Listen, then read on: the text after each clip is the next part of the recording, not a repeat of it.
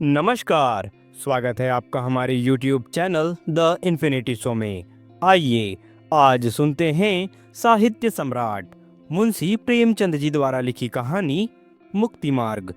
सिपाही को अपनी लाल पगड़ी पर, सुंदरी को अपने गहनों पर और वैद्य को अपने सामने बैठे हुए रोगियों पर जो घमंड होता है, वही किसान को अपने खेतों को लहराते हुए देखकर होता है। झिंगुर अपने ऊख के खेतों को देखता तो उस पर नशा सा छा जाता।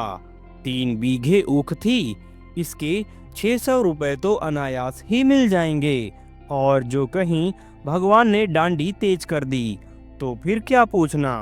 दोनों बैल बुढ़े हो गए, अब की नई गोई बटे सर के मेले से ले आएगा। कहीं 2 बीघे खेत और मिल गए तो लिखा लेगा, रुपये की क्या चिंता। बनिए अभी से उसकी खुशामद करने लगे थे। ऐसा कोई न था जिससे उसने गांव में लड़ाई न की हो। वह अपने आगे किसी को कुछ समझता ही न था। एक दिन संध्या के समय वह अपने बेटे को गोद में लिए मटर की फलियां तोड़ रहा था। इतने में उसे भेड़ों का एक झुंड अपनी तरफ आता दिखाई दिया। वह अपने मन से कहने लगा, इधर से भेड़ों के निकलने का रास्ता न था क्या? खेत की मेड़ पर से भेड़ों का झुंड नहीं जा सकता था? भेड़ों को इधर से लाने की क्या जरूरत? ये खेत को कुचलेंगी, चरेंगी, इसका डांड कौन देगा? मालूम होता है बुद्धू गडेरिया है। बच्चा को घमंड हो गया है, तभी तो खेत के बीच से भेड़े लिए चला आता है। जरा इसकी ठिठाई तो देखो। देख रहा है कि मैं खड़ा हूँ, फिर भी भेड़ों को लौटाता नहीं। कौन मेरे साथ कभी रियायत की है कि मैं इसकी मुरावत करूँ? अभी एक भेड़ा मोल मांगू तो 5 ही रुपए सुनावेगा। सारी दुनिया में 4 रुपए के कंबल बिकते हैं, पर यह 5 रुपए से नीचे की बात नहीं करता। इतने में भेड़ें खेत के पास आ गई। झिंगुर ने ललकार कर कहा, अरे ये भेड़ कहाँ लिए जाते हो? बुद्धू नम्र भाव से बोला, मैं तो डांड पर से निकल जाएंगी, घूम कर जाऊंगा तो कोस भर का चक्कर पड़ेगा। झिंगुर, तो तुम्हारा चक्कर बचाने के लिए मैं अपने खेत को क्यों कुचलवाऊं? डांड ही पर से ले जाना है तो और खेतों की डांड से क्यों नहीं ले गए? क्या मुझे कोई चूहड़ चम्हार समझ लिया है, या धन का घमंड हो गया है? लौटाओ इनको। बुद्धू, मैं तो आज निकल जाने दो, फिर कभी इधर से आऊं तो जो चाहे सजा देना। झिंगुर, कह दिया ना लौटाओ इन्हें। अगर एक भेड़ भी मेड़ पर से आई तो समझ लो तुम्हारी खैर नहीं। बुद्धू, मैं तो अगर तुम्हारी एक भी बेल किसी भेड़ के पैरों तले आ जाए तो मुझे बैठाकर 100 गालियां देना। बुद्धू बातें तो बड़ी नम्रता से कर रहा था, किंतु लौटाने में अपनी हेठ ही समझता था। उसने मन में सोचा, इसी तरह अगर जरा जरा धमकियों पर भेड़ों को लौटाने लगा तो फिर मैं भेड़े चरा चुका। आज लौट जाऊं तो कल कहीं से निकलने का रास्ता ही ना मिलेगा, सब रौब जमाने लगेंगे। बुद्धू भी पोठा आदमी था। 12 कौड़ी भेड़ें थी उन्हें खेत में बिठाने के लिए, फिर 8 आने कौड़ी मजदूरी मिलती थी। इसके उपरांत दूध बेचता था, ऊन के कंबल बनाता था। सोचने लगा, इतने गर्म हो रहे हैं, मेरा क्या ही कर लेंगे, कुछ इनका दबैल तो हूं नहीं। भेड़े ने जो हरी हरी पत्तियां देखी तो अधीर हो गई, खेत में घुस पड़ी। बुद्धू उन्हें डंडे से मार मार कर खेत के किनारे हटाता था और वे इधर से उधर निकलकर खेत में जा पड़ती थी। झिंगुर ने आग होकर कहा, तुम मुझसे हेकड़ी जताने चले हो, तुम्हारी सारी हेकड़ी निकाल दूंगा। बुद्धू, तुम्हें देखकर चौंकती हैं, तुम हट जाओ तो मैं सबको निकाल ले जाऊं। झिंगुर ने लड़के को तो गोद से उतार दिया और अपना डंडा संभालकर भेड़ों पर पिल पड़ा। धोबी भी इतनी निर्दयता से अपने गधे को ना पीटता होगा। किसी भेड़ की टांग टूटी, किसी की कमर टूटी, सबने बें बें का शोर मचाना शुरू किया। बुद्धू चुपचाप खड़ा अपनी सेना का विध्वंस अपनी आंखों से देखता रहा। वह न भेड़ों को हाँकता था, न झिंगुर से कुछ कहता था, बस खड़ा तमाशा देखता रहा। 2 मिनट में झिंगुर ने इस सेना को अपने अमानुषिक पराक्रम से मार भगाया। मेघदल का संहार करके विजय गर्व से बोला, अब सीधे चले जाओ, फिर इधर से आने का नाम न लेना। बुद्धू ने आहत भेड़ों की ओर देखते हुए कहा, झिंगुर, तुमने यह अच्छा काम नहीं किया, पछताओगे। केले को काटना भी इतना आसान नहीं जितना किसान से बदला लेना। उसकी सारी कमाई खेतों में रहती है या खलिहानों में। कितनी ही दैविक और भौतिक आपदाओं के बाद कहीं अनाज घर में आता है, और जो कहीं इन आपदाओं के साथ विद्रोह ने भी संधि कर ली तो बेचारा किसान कहीं का नहीं रहता। झिंगुर ने घर आकर दूसरे से इस संग्राम का वृतांत कहा तो लोग समझाने लगे, झिंगुर, तुमने बड़ा अनर्थ किया, जानकर अनजान बनते हो। बुद्धू को जानते नहीं, कितना झगड़ालू आदमी है। अब भी कुछ नहीं बिगड़ा, जाकर उसे मना लो, नहीं तो तुम्हारे साथ सारे गांव पर आफत आ पड़ेगी। झिंगुर की समझ में बात आई। पछताने लगा कि मैंने कहां से कहां उसे रोका। अगर भेड़ें थोड़ा बहुत चर ही जाती तो कौन मैं उजड़ा जाता था। वास्तव में हम किसानों का कल्याण दबे रहने में ही है। ईश्वर को भी हमारा सिर उठाकर चलना अच्छा नहीं लगता। जी तो बुद्धू के घर जाने को ना चाहता था, किंतु दूसरों के आग्रह से मजबूर होकर चला। अगहन का महीना था, कोहरा पड़ रहा था, चारों ओर अंधकार छाया हुआ था। गांव से बाहर निकलना ही था कि सहसा उसने ऊख के खेत की ओर अग्नि की ज्वाला देखकर चौंक पड़ा। छाती धड़कने लगी। खेत में आग लगी हुई थी। बेतहाशा दौड़ा, मनाता जाता था कि मेरे खेत में ना हो, पर ज्यों-ज्यों समीप पहुंचता था यह आशामय भ्रम शांत होता जाता था। वह अनर्थ हो ही गया जिसके निवारण के लिए वह घर से चला था। हत्यारे ने आग लगा ही दी और मेरे पीछे सारे गांव को चौपट कर दिया। उसे ऐसा जान पड़ता था कि वह खेत आज बहुत समीप आ गया है, मानो बीच के प्रति खेतों का अस्तित्व ही न रह गया। अंत में जब वह खेत पर पहुंचा तो आग प्रचंड रूप धारण कर चुकी थी। झिंगुर ने हाय हाय मचाना शुरू किया। गांव के लोग दौड़ पड़े और खेतों से अरहर के पौधे उखाड़कर आग को पीटने लगे। अग्नि मानव संग्राम का भीषण दृश्य उपस्थित हो गया। एक पहर तक हाहाकार मचा रहा। कभी एक प्रबल होता था, कभी दूसरा। अग्नि पक्ष के योद्धा मर कर जी उठते थे और द्विगुण शक्ति से रणोन्मत्त होकर सहस्त्र ग्रह प्रहार करने लगते थे। मानव पक्ष में जिस योद्धा की कीर्ति सबसे उज्जवल थी वह बुद्धू था। बुद्धू कमर तक धोती चढ़ाए, प्राण हथेली पर लिए अग्नि राशि में कूद पड़ता था, निकल जाता था। अंत में मानव दल की विजय हुई, किंतु ऐसी विजय जिस पर हार भी हंसती। गांव भर की ऊख जलकर भस्म हो गई और ऊख के साथ सारी अभिलाषाएं भी भस्म हो गई। आग किसने लगाई, यह खुला हुआ भेद था, पर किसी को कहने का साहस न था। कोई सबूत नहीं, प्रमाणहीन तर्क का मूल्य ही क्या। झिंगुर को घर से निकलना मुश्किल हो गया। जिधर जाता ताने सुनने पड़ते। लोग प्रत्यक्ष कहते थे, यह आग तुमने लगवाई, तुम्ही ने हमारा सर्वनाश किया। तुम्ही मारे घमंड की धरती पर पैर न रखते थे।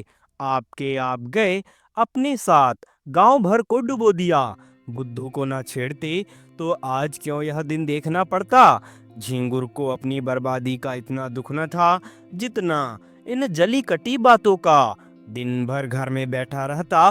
पूस का महीना आया, जहां सारी रात कोल्हू चला करते थे। गुड़ की सुगंध उड़ती रहती थी, भट्टियां जलती रहती थी और लोग भट्टियों के सामने बैठे हुक्का पिया करते थे। वहां सन्नाटा छाया हुआ था। ठंड के मारे लोग सांझ ही के किवाड़े बंद करके पड़ रहते और झिंगुर को कोसते। माघ और भी कष्टदायक था। ऊख केवल धनदाता ही नहीं, किसानों का जीवन दाता भी है। उसी के सहारे किसानों का जाड़ा कटता है। गर्म रस पीते हैं, ऊख की पत्तियां तापते हैं, उसके अगोड़े पशुओं को खिलाते हैं। गांव के सारे कुत्ते जो रात को भट्टियों की राख में सोया करते थे, ठंड से मर गए।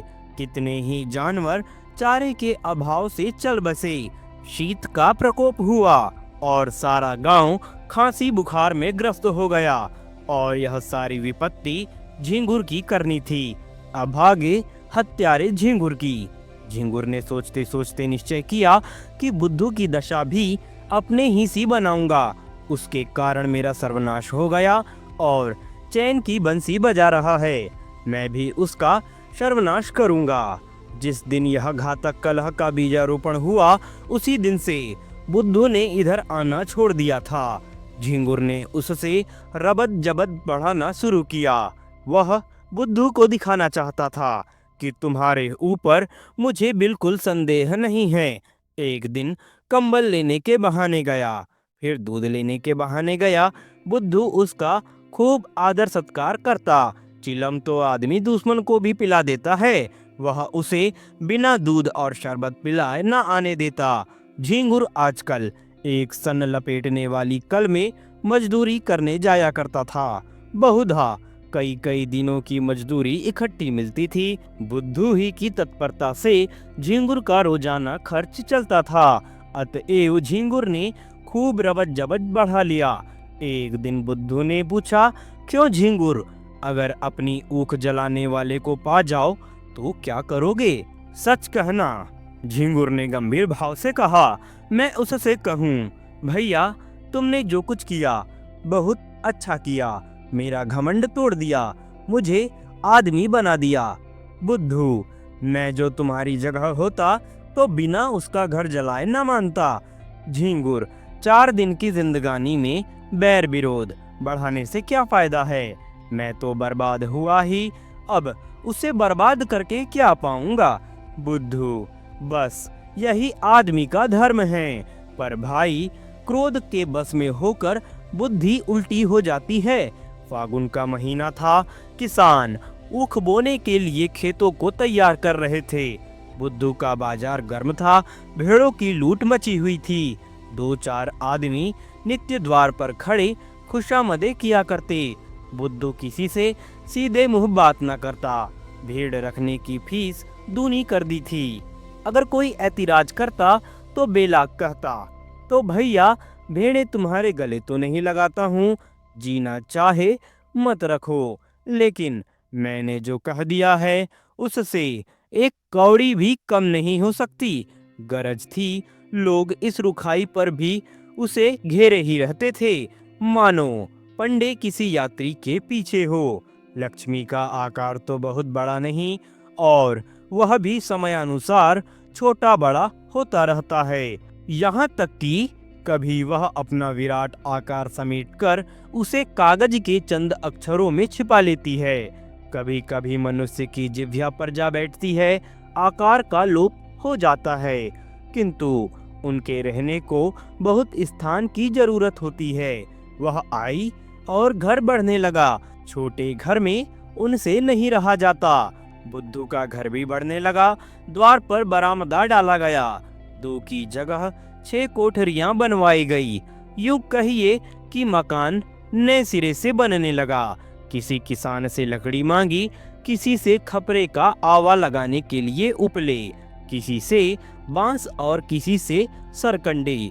दीवार की उठवाई देनी पड़ी, वह भी नगद नहीं, भेड़ों के बच्चों के रूप में। लक्ष्मी का यह प्रताप है, सारा काम बेगार में हो गया। मुफ्त में अच्छा खासा घर तैयार हो गया। गृह प्रवेश के उत्सव की तैयारियां होने लगी। इधर झिंगुर दिन भर मजदूरी करता तो कहीं आधा पेट अन्न मिलता। बुद्धू के घर कंचन बरस रहा था। झिंगुर जलता था तो क्या बुरा करता था। वह अन्याय किससे सहा जाएगा। एक दिन वह टहलता हुआ चमारों के टीले की तरफ चला गया। हरिहर को पुकारा। हरिहर ने आकर राम राम की और चिलम भरी। दोनों पीने लगे। यह चमारों का मुखिया बड़ा दुष्ट आदमी था। सब किसान इससे थर थर कांपते थे। झिंगुर ने चिलम पीते पीते कहा, आजकल फाग वाग नहीं होता क्या?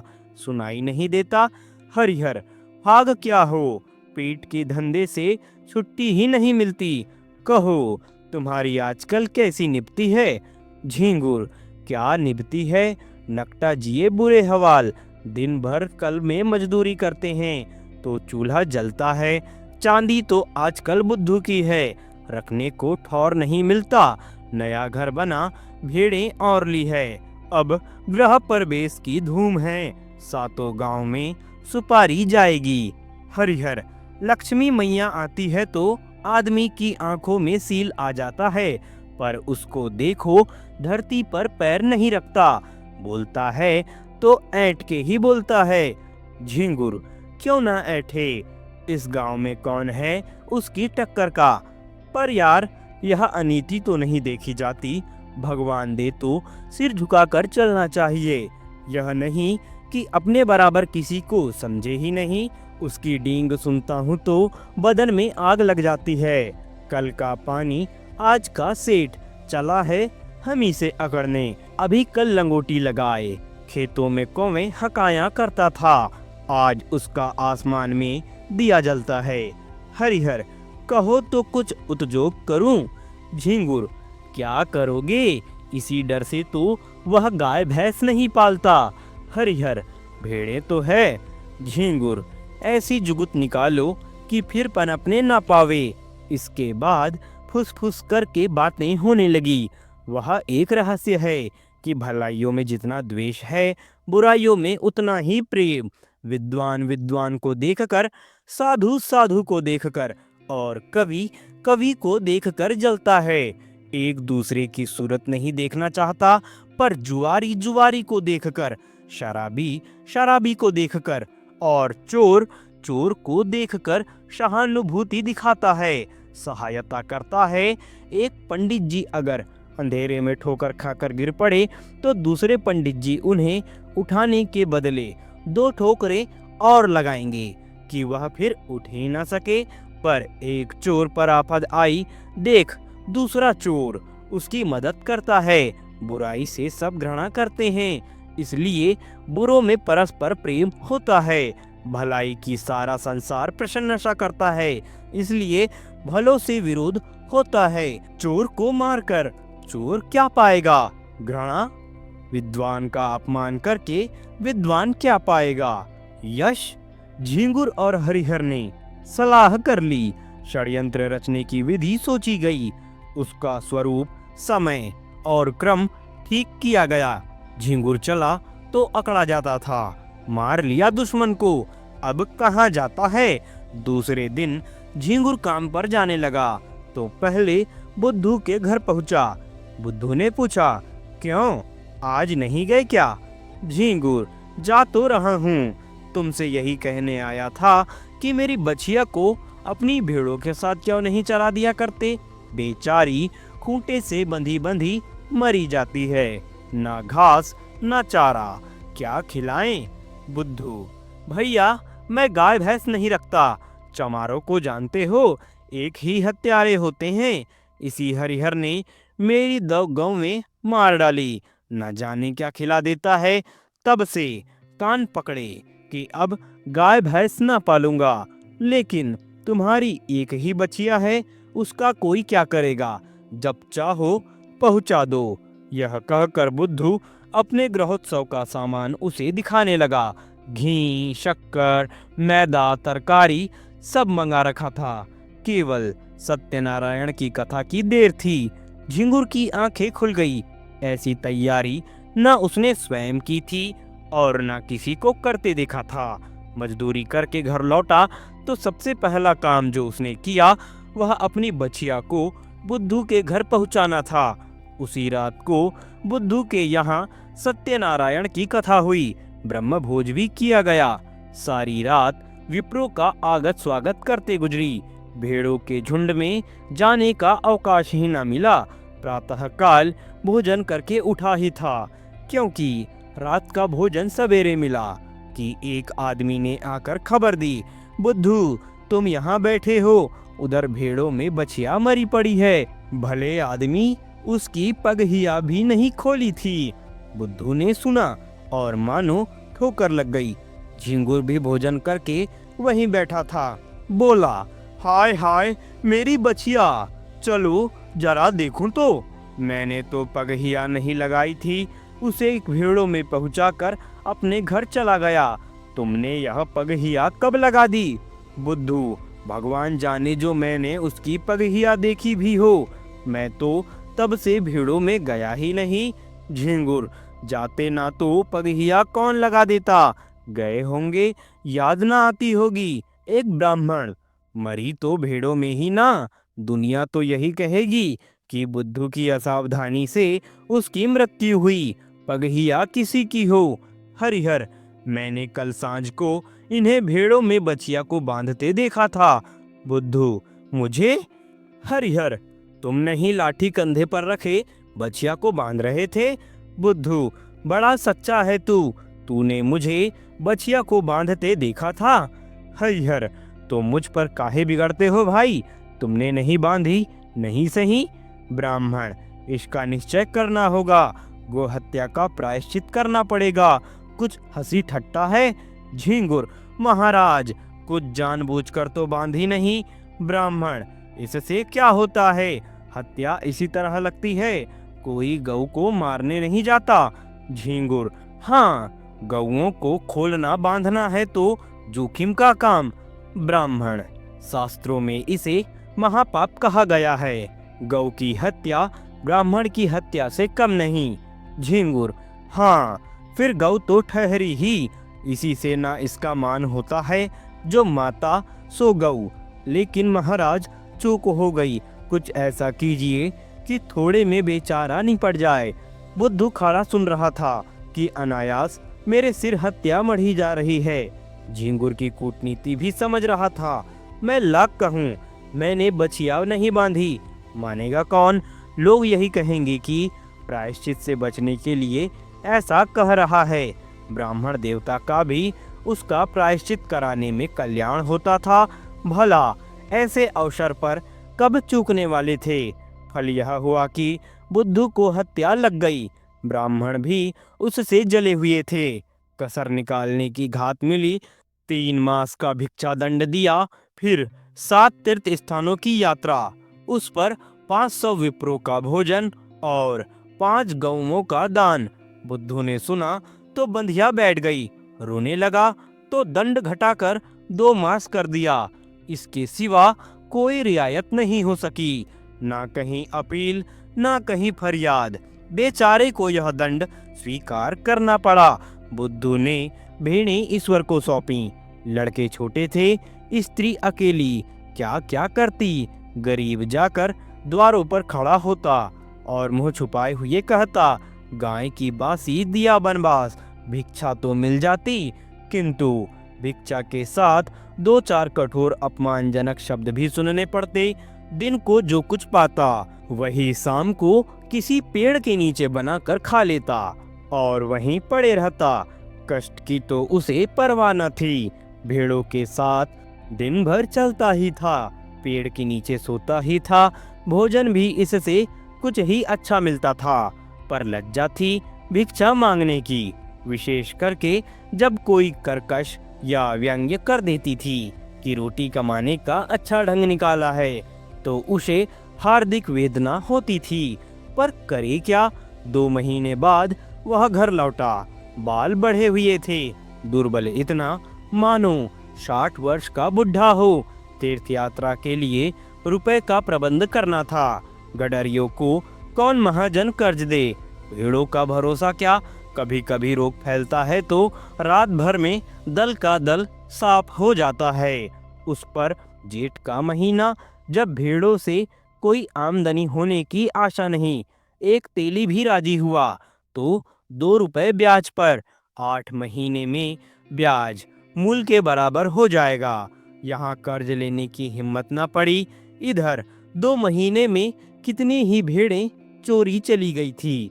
लड़के चराने ले जाते थे, दूसरे गांव वाले चुपके से 1-2 भेड़ें किसी खेत या घर में छिपा देते और पीछे मारकर खा जाते। लड़के बेचारे एक तो पकड़ ना सकते और जो देख भी लेते तो लड़े क्यों कर, सारा गांव एक हो जाता। 1 महीने में तो भेड़ें आधी भी न रहेंगी। बड़ी विकट समस्या थी। विवश होकर बुद्धू ने एक बूचड़ को बुलाया और सब भेड़ें उसके हाथ बेच डाली। 500 रुपए हाथ लगे। उनमें से 200 रुपए लेकर तीर्थ यात्रा करने गया। शेष रुपए ब्रह्मभोज आदि के लिए छोड़ गया। बुद्ध के जाने पर उसके घर में 2 बार सेंध लगी, पर यह कुशल हुई कि जगहट हो जाने के कारण रुपए बच गए। सावन का महीना था, चारों ओर हरियाली छाई हुई थी। झिंगुर के पास बैल न थे, खेत बटाई पर दे दिए थे। बुद्धू प्रायश्चित से निवृत्त हो गया था और उसके साथ ही माया के फंदे से भी। ना झिंगुर के पास कुछ था, ना बुद्धू के पास। कौन किससे जलता और किस लिए जलता। सन की कल बंद हो जाने के कारण झिंगुर अब बेलदारी का काम करता था। शहर में एक विशाल धर्मशाला बन रही थी। हजारों मजदूर काम करते थे। झिंगुर भी उन्हीं में था।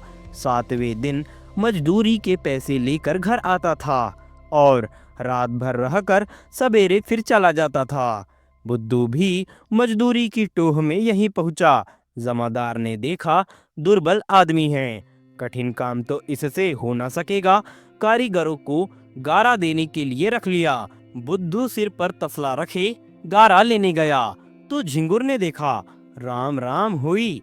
झिंगुर ने गारा भर दिया, बुद्धू उठा लाया। दिन भर दोनों चुपचाप अपना अपना काम करते रहे। संध्या समय झिंगुर ने पूछा, तुम बनाओगे ना?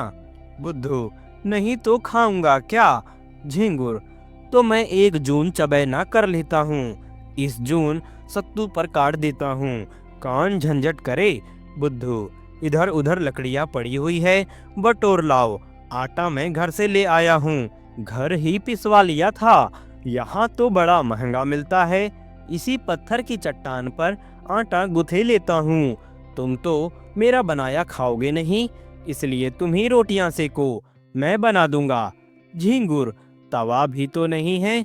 बुद्धू, तवे बहुत हैं, यही गारों का तसला मंजे लेता हूँ। आग जली, आटा गूंधा गया। झिंगुर ने कच्ची पक्की रोटियां बनाई, बुद्धू पानी लाया। दोनों ने लाल मिर्च और नमक से रोटियां खाई।